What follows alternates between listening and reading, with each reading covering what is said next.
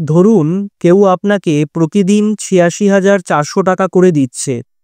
শর্ত একটাই, এই টাকাগুলো আপনি সেই দিনই খরচা করবেন।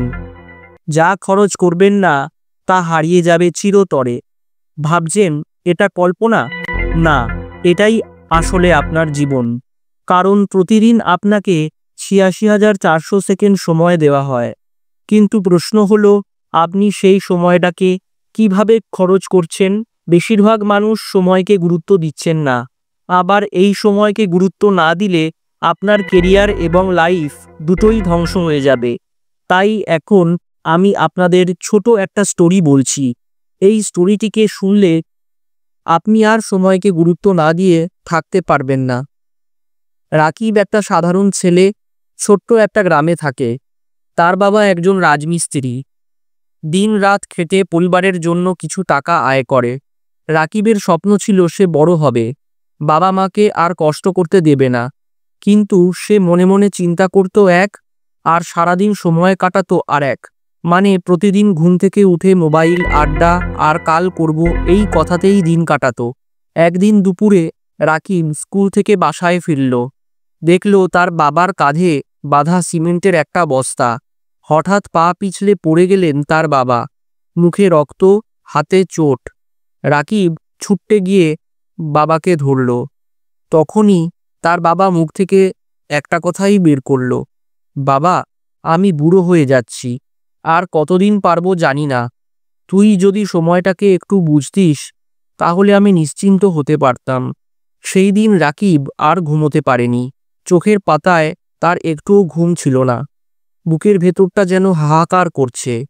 দেওয়ালের ঘড়িটা টিকটিক করে চলেছে, আর প্রতিটি টিকটিক যেন একটু একটু করে ধাক্কা দিচ্ছে তার হৃদয়ে। তার সামনে ভেসে উঠেছে বাবার ক্লান্ত মুখ, রক্তমাখা কপাল, আর সেই কথাটাই, তুই যদি সময়টাকে একটু বুঝতিস। রাকিব যেন নিজের আয়নার সামনে দাঁড়িয়ে সে ভাবতে থাকে আসলে সে কি করছে। দিনের পর দিন সে কিভাবে সময়টাকে নষ্ট করছে। সেই সকল মুহূর্ত এক এক করে তার চোখের সামনে ভেসে উঠছে।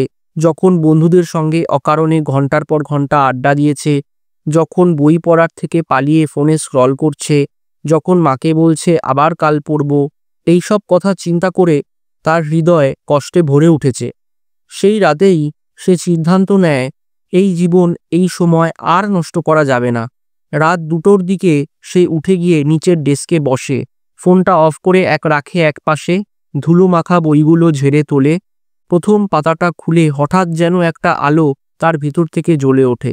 সকাল থেকেই সে যেন একদম নতুন, এক অন্যরকম রাকিব। প্রতিদিন ভোর 5টায় ঘুম থেকে ওঠে। প্রথমে কাগজে সময় ভাগ করে নেয়, শেখার সময়, বিশ্রামের সময়, খাওয়া দাওয়ার সময়, পড়াশোনার সময়। সব কিছু পরিকল্পনায় নিয়ে চলে আসে। সে শুধু এখন আর বই পড়ে না, ইউটিউব ভিডিও দেখে বিভিন্ন স্কিল শেখারও চেষ্টা করে। গণিত, ইংরেজি, কম্পিউটার, এমনকি অনলাইন কোর্সও করে এখন রাকিব। প্রতিদিন সে নিজেকে জিজ্ঞাসা করে, আমি আজ সময়টাকে কতটা সঠিকভাবে ব্যবহার করলাম। বন্ধুরা যখন পার্টিতে ব্যস্ত, রাকিব তখন নতুন অনলাইনে কোনো স্কিল শিখছে। এই দেখে অনেকে তাকে পাগল ভাবা শুরু করলো, অনেকে হাসাহাসি করলো। কিন্তু সে জানে যে সে সময়কে সম্মান দিচ্ছে, আর সেই সময়ই একদিন তাকে সবার ওপরে তুলে ধরবে। এরপর 1 বছর পেরিয়ে গেল। একদিন ডাকপিয়ন এসে চিঠি দিয়ে গেল, সাদা একটা খাম, লাল স্ট্যাম্প। চিঠিতে লেখা ছিল, আপনি দেশের সর্বোচ্চ বিশ্ববিদ্যালয়ে সম্পূর্ণ বৃত্তিতে ভর্তি হওয়ার জন্য নির্বাচিত হয়েছেন। রাকিব থমকে দাঁড়ালো, চোখে জল। চিঠিটা বাবার হাতে দেয়। বাবা কাঁপা হাতে সেই চিঠিটা পড়ে শেষ করে। তারপর ছেলেকে জড়িয়ে ধরলেন, তুই শুধু আমার নয়, তুই সময়ের কাছে জিতেছিস রে বাবা। মায়ের চোখে আনন্দের অশ্রু, বাড়িতে খুশির কান্না, আর একটাই শিক্ষা, সময়কে যে ভালোবাসবে, সময় তাকে কখনো খালি হাতে ফেরাবে না। সবার শেষে সময় নিয়ে একটি কথা, সময় কারোর জন্য থেমে থাকে না। আপনি চাইলেও না, আপনি না চাইলেও না। আপনার জীবন থেকে প্রতিটি সেকেন্ডই কেটে যাবে, কিন্তু যারা সময়কে গুরুত্ব দেয়, সময় তাদের জীবনে ইতিহাস লিখে দেয়। ভিডিওটি ভালো লাগলে একটা লাইক দেবেন, আর অবশ্যই বন্ধুদের সঙ্গে একটু কষ্ট করে শেয়ার করে আমাদের পাশে থাকবেন। ধন্যবাদ।